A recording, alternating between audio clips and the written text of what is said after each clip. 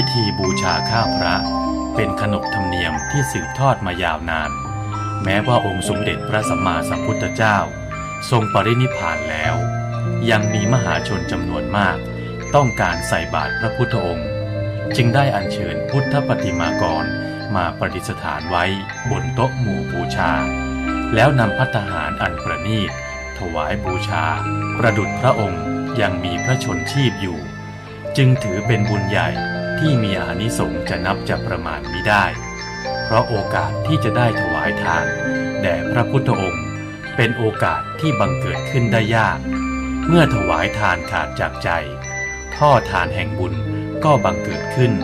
หลั่งไหลจากอายตนะนิพพานมาสู่ศูนย์กลางกายฐานที่7เป็นดวงบุญ